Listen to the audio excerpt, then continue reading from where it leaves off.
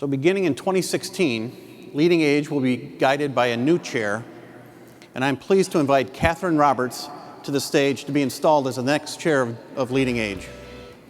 Joining her to assist with the installation is Gail Kvenvold, CEO of LeadingAge Minnesota, and Alexandra Hausler, Kathryn's daughter. Let's welcome them.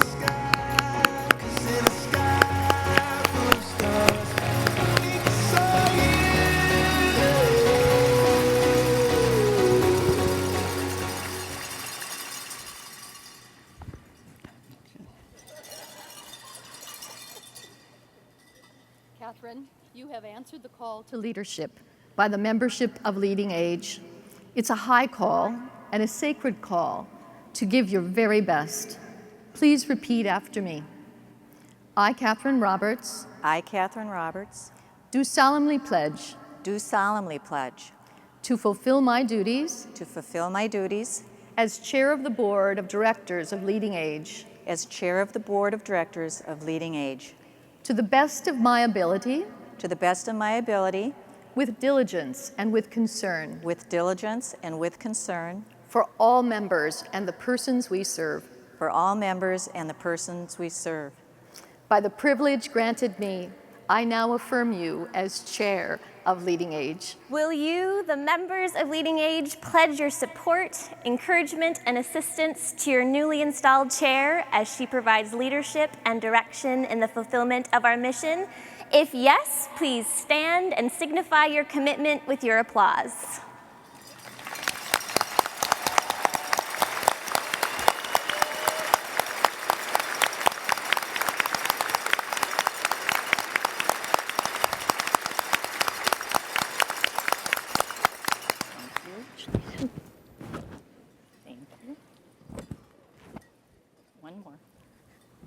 You stay right out there.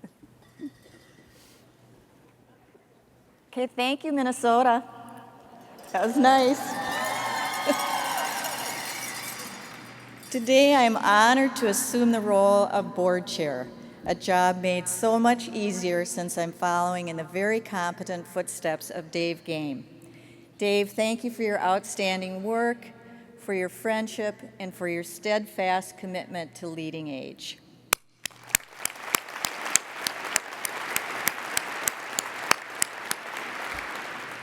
As I move into my new role, one word best describes what I see for now and for the future: transition.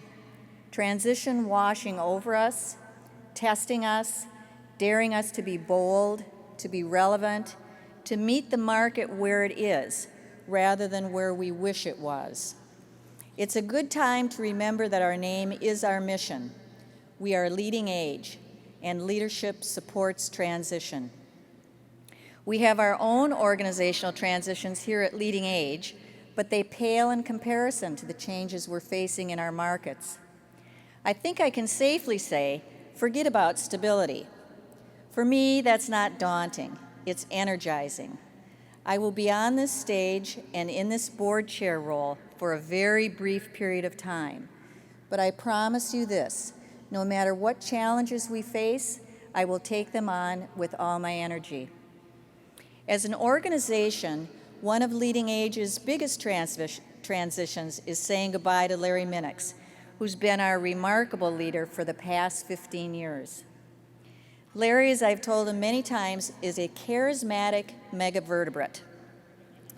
This characterization leaped to mind the first time I met him. In the zoo business, a charismatic megavertebrate is an animal such as a gorilla or a tiger or a rhino, who by their mere presence draw huge crowds.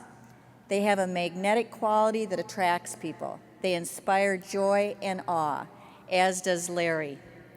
He has that special Southern preacher's charm and the uncanny ability to weave wise parables out of farm animals and people named Baba. He's been a wonderful leader and an inspirational leader, someone who's elevated our mission and our spirit. I thank him personally and on behalf of LeadingAge for contributions that are well beyond our highest expectations.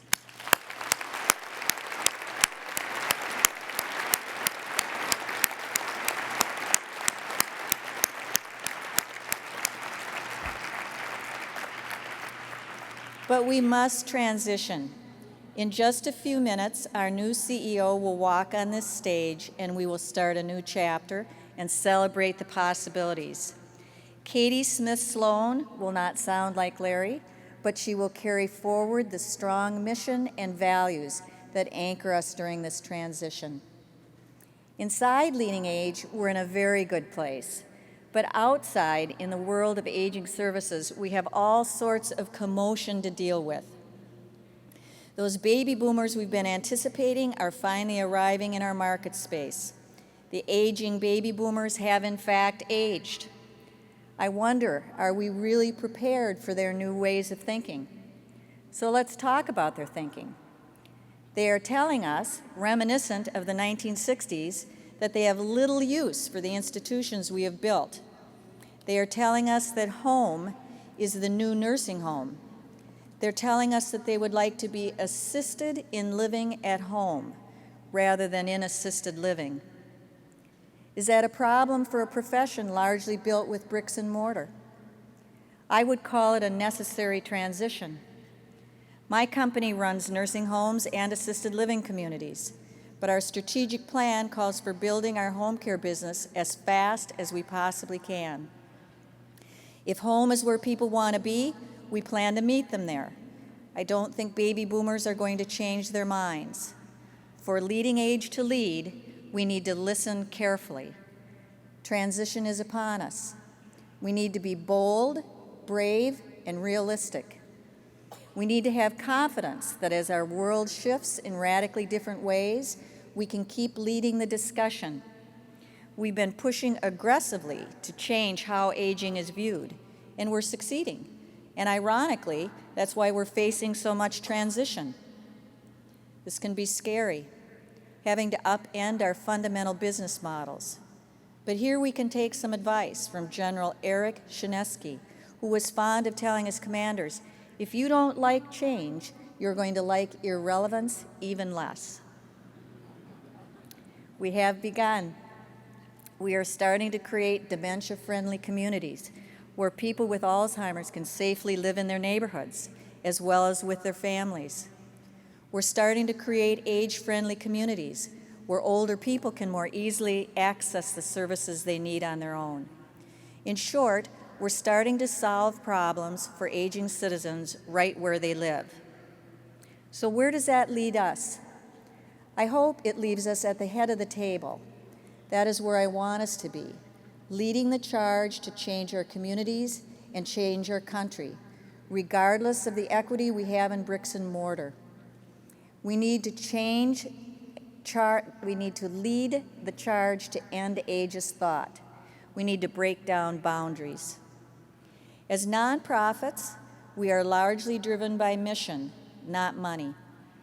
We have historically embraced some of the most intractable problems in our communities and found abiding solutions. We are wise in these matters, and we can and should put our wisdom to work even as the ground shifts beneath us and threatens to make some of our current offerings obsolete. We need to be brave. Do one thing every day that scares you, Eleanor Roosevelt once said. You gain strength, courage, and confidence, she said, by every experience in which you really stop to look fear in the face. You must do the thing you think you cannot do. Changing the way we finance long-term care is scary, and we've waded into the topic regardless. I'm so proud of our work over the past several years on long-term services and supports. What we did was take one of the most complex issues of aging and create a framework for the political and policy solutions that anyone can understand. We did not take a partisan position. We took a leadership position, and I feel certain that our work will bear fruit. Our leadership has and will continue to shape a more informed and rational future regarding issues of aging. Our commitment to innovation, technology, and consumer engagement is unequivocal, and our success as an organization depends on how well we execute leadership in these areas. When you think about it, the very nature of aging is transition, It's the heart of our it is the heart of our profession. Transition becomes us. So let's get to the work at hand, embracing that unknown future. Until there is certainty, we must provide the absolute best leadership. Frankly, I don't think anyone is quite ready for what is about to happen. And to that I say, what an opportunity for all of us to be brave, bold leaders, leading age. Thank you.